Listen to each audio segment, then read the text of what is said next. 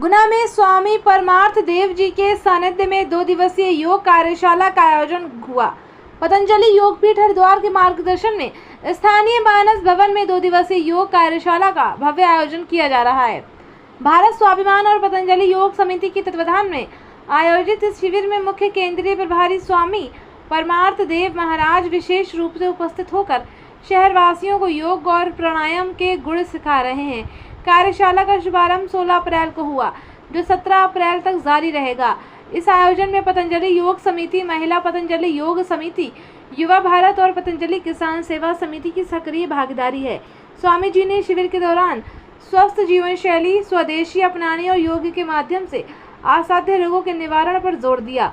बड़ी संख्या में पहुंचे साधकों को संबोधित करते हुए स्वामी परमार्थ देव ने कहा कि योग केवल शारीरिक व्यायाम नहीं बल्कि अनुशासन और राष्ट्र के प्रति समर्पण का मार्ग है। कार्यक्रम स्थल मानस भवन में सुबह से ही योग प्रेमियों का तांता लगा रहा। आयोजन को सफल बनाने में जिले की सभी पतंजलि इकाइयों के पदाधिकारी और कार्यकर्ता जुटे हुए हैं।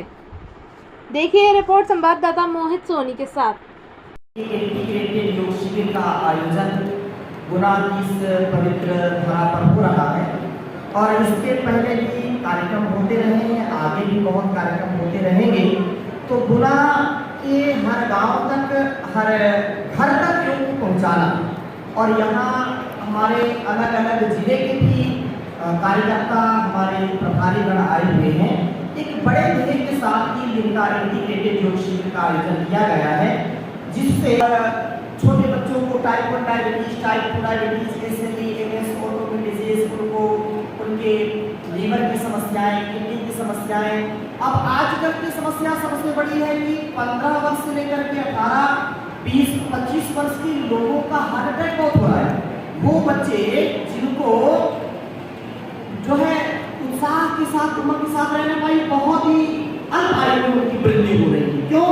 क्योंकि जंक फूड, फास्ट फूड और जो केमिकल, जो जहर खा रहे हैं, सिंथेटिक दवाएं खा रहे हैं, ऐसी दवाओं का और हमारी जो दिनचर्या अस्त व्यस्त होने का, न उठने का, न सोने का, न खाने का, न पीने का, न सलीके से जीने का तरीका आता है और जिसके कारण से जो लाइफ स्टाइल बिगड़ गई है, लाइफ स्टाइल बिगड़ने के कारण लाइफ स्टाइल डिजीज और unhealthy life style, unhealthy eating, unhealthy thinking, over eating, over thinking के कारण आज सबको समस्या हो रही है। नई नई बीमारियां रोज हमको सुनने में आती है। तो एक बड़े ध्येय के साथ योग ऋषि परम पूज्य गुरुदेव जी महाराज ने, आयुर्वेद शिरोमणि आचार्य श्री महाराज ने जो देश और दुनिया को योग आयुर्वेद की सबसे बड़ी देन दी है, जो विद्या ग्रंथों में, गुफाओं में थी, उसको देश और दुनिया के लिए सरल बना दिया, घर घर योग को पहुंचा दिया। तो योग ही एक ऐसा उपाय है जिससे मेंटल एंड फिजिकल फिटनेस होगी। हमारी सनातन पुरातन ऋषि परंपरा को, हमारी भारतीय संस्कृति को घर घर में पहुंचाने का, गौ माता की सेवा का, धरती माता की सेवा का, विश्व मुक्त खेती का जो शंखनाद भारत स्वाभिमान पतंजलि योग समिति, महिला पतंजलि योग समिति, युवा भारत किसान सेवा समिति, सोशल मीडिया जो हमारे संगठन है, हमारे यहाँ राज्य की टीम, राज्य कार्यकारिणी टीम बैठी है। तो एक अभियान के साथ कि हम अपनी भारतीयता को अपनाएं, हमारी संस्कृति का जो खान पान है, हमारा आहार हमारा उपचार है, हमारा विचार हमारा उपचार है। गलत आहार, गलत विचार व्यक्ति को बीमार कर देता है। यही संस्कृति हमारी रही। हम सब सुनते, बचपन से सुनते आ रहे हैं, जैसा खाएंगे अन्न वैसा होगा मन, और जैसा पिएंगे पानी वैसी हो जाएगी वाणी। तो खान पान अगर कंट्रोल होगा, हमारी दिनचर्या इतनी व्यवस्थित होगी, अनुशासित होगी, मर्यादित होगी, तो हम 90 से 99% बीमार नहीं होंगे। लेकिन अगर इस पर हमारा कंट्रोल नहीं हुआ तो योग दर्शन में महर्षि पतंजलि पहला ही सूत्र लिखते हैं, अभियोगानुशासन। और अनुशासन को अंग्रेजी में क्या कहते हैं? डिसिप्लिन। खाने का डिसिप्लिन होना चाहिए, हमारे सोने जागने का डिसिप्लिन होना चाहिए, हमारे मन और इंद्रियों पर, हमारे विचारों पर डिसिप्लिन होना चाहिए। और उसका एक ही उपाय है अष्टांग योग।